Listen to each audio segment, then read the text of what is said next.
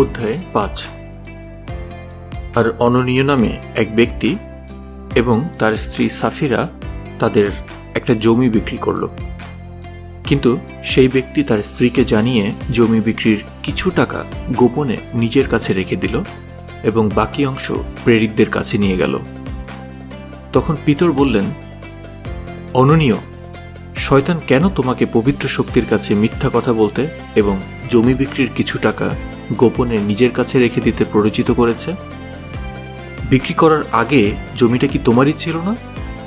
আর বিক্রি করার পরও সেই টাকা কি তুমি নিজের ইচ্ছা মতো ব্যবহার করতে পারতে না? তাহলে তোমার হৃদয়ে কেন এমন কাজ করার চিন্তা এলো? তুমি মানুষের কাছে নয়, বরং ঈশ্বরের কাছে মিথ্যা বলেছ।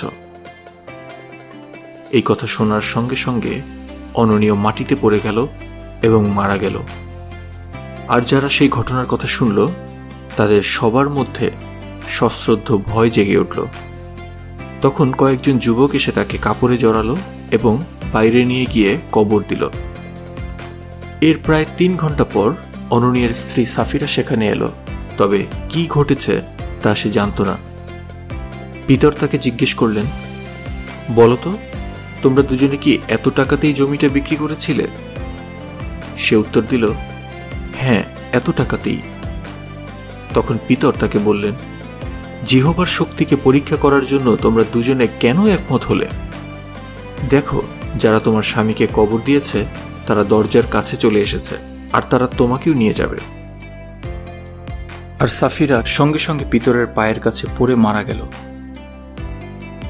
পরে সেই যুবকেরা এসে তাকে মৃত দেখতে পেল, আর তারা তাকেও বাইরে নিয়ে গিয়ে তার স্বামীর পাশে কবর দিল।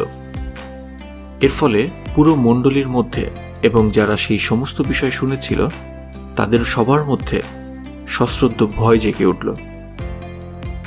আর প্রেরিতেরা লোকদের মধ্যে বিভিন্ন অলৌকিক কাজ এবং আশ্চর্য কাজ করতে লাগলেন। আর তারা সবাই দুদিকে স্তম্ভ বিশিষ্ট সলোমনের বারান্দায় একসঙ্গে মিলিত হতেন। তবে অন্যদের মধ্যে কারোরই তাদের সঙ্গে যোগ দেওয়ার সাহস হতো না। তা সত্ত্বেও লোকেরা তাদের অনেক প্রশংসা করত। অনেক অনেক পুরুষ ও মহিলা প্রভুতে বিশ্বাস করতে লাগলো এবং শিষ্য হতে লাগলো। লোকেরা এমনকি অসুস্থ ব্যক্তিদের এনে রাস্তার পাশে বিছানায় ও মাদুরে শুইয়ে রাখত, যাতে পিতর সেখান দিয়ে যাওয়ার সময় অন্তত পক্ষে তার ছায়া তাদের কারো কারো উপর পড়ে। আর জেরুসালেমে আশেপাশে নগরগুলো থেকেও অনেক লোক অসুস্থ ব্যক্তিদের এবং মন্দ স্বর্গদূতে পাওয়া ব্যক্তিদের নিয়ে আসত, আর তারা সবাই সুস্থ হতো। কিন্তু মহাযাজক এবং তার সকল সঙ্গী, যারা সদ্দুকী দলের লোক ছিলেন, ঈর্ষাতে পরিপূর্ণ হলেন। আর তারা প্রেরিতদের ধরে নিয়ে গেলেন এবং কারাগারে রাখলেন।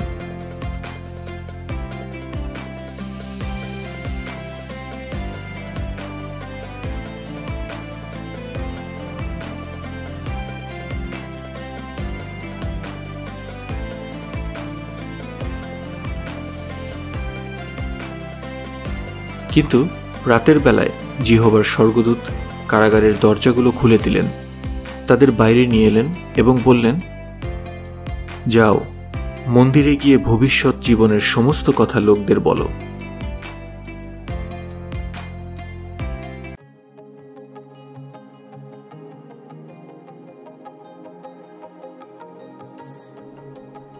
এই কথা শোনার পর তারা ভোরবেলায় মন্দিরে প্রবেশ করলেন এবং শিক্ষা দিতে লাগলেন।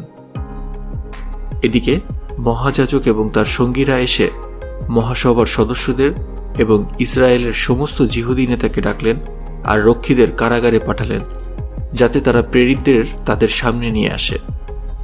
কিন্তু রক্ষীরা যখন সেখানে গেল, তখন তারা কারাগারে তাদের দেখতে পেল না।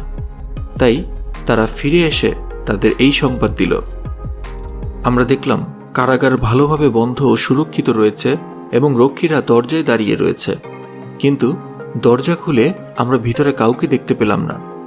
এই কথাগুলো শুনে মন্দিরের রক্ষীদের অধ্যক্ষ এবং প্রধান যাজকেরা এর পরিণতি কি হবে তা ভেবে উদ্বিগ্ন হয়ে পড়লেন। কিন্তু কেউ এসে তাদের জানালো, দেখুন, আপনারা যে লোকদের কারাগারে রেখেছিলেন তারা মন্দিরে দাঁড়িয়ে লোকদের শিক্ষা দিচ্ছে। তখন সেই অধ্যক্ষ এবং তার রক্ষীরা সেখানে গেলেন এবং তাদের নিয়ে এলেন।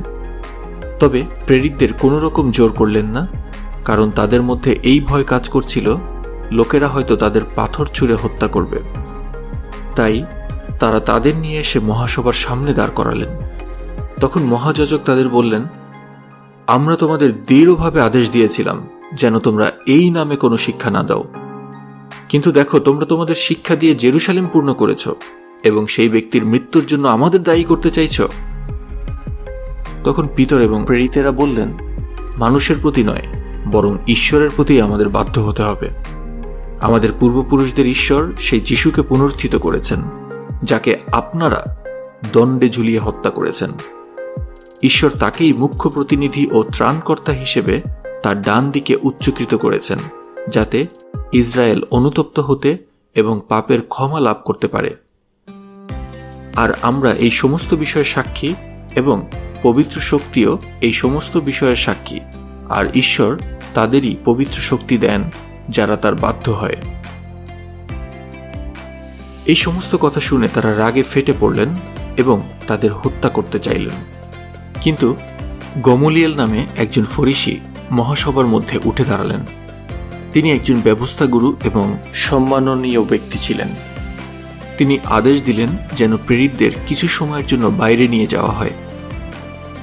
এরপর তিনি তাদের বললেন, হে ইসরায়েলের লোকেরা, তোমরা এদের প্রতি যা করার কথা চিন্তা করছো সেই বিষয়ে সাবধান হও, কারণ এর আগে থুদা নামে একজন ব্যক্তি উঠে নিজেকে মহান বলে দাবি করেছিল এবং প্রায় 400 জন লোক তার দলে যোগ দিয়েছিল, কিন্তু তাকে হত্যা করা হয়েছিল, আর যারা তার অনুসারী হয়েছিল তারা সবাই ছিন্ন ভিন্ন হয়ে পড়েছিল এবং তাদের আর কখনো দেখা যায়নি। সেই ব্যক্তির পরে নাম নথিভুক্তিকরণের সময় জিহুদা নামে একজন গালিলীয় উঠেছিল এবং সেও তার অনেক অনুসারী তৈরি করেছিল। সেই ব্যক্তিও পরে বিনষ্ট হয়ে গিয়েছিল, আর যারা তার অনুসারী হয়েছিল তারা সবাই ছিন্ন ভিন্ন হয়ে পড়েছিল। তাই বর্তমান এই পরিস্থিতিতে আমি তোমাদের বলছি, তোমরা এই ব্যক্তিদের প্রতি কিছু করো না, এদের ছেড়ে দাও, কারণ এই পরিকল্পনা অথবা কাজ যদি মানুষের কাছ থেকে হয়ে থাকে তাহলে সেটা বিনষ্ট হবেই, কিন্তু এটা যদি ঈশ্বরের কাছ থেকে হয়ে থাকে তাহলে তোমরা তা বিনষ্ট করতে পারবে না।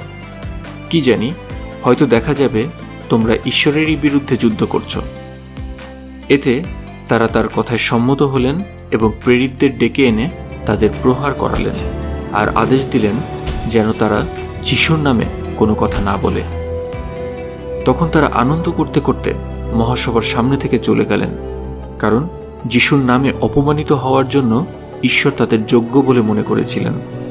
আর তারা প্রতিদিন মন্দিরে ও ঘরে ঘরে গিয়ে শিক্ষা দিতে এবং খ্রিস্ট যিশু সম্বন্ধে সুসমাচার ঘোষণা করতে লাগলেন।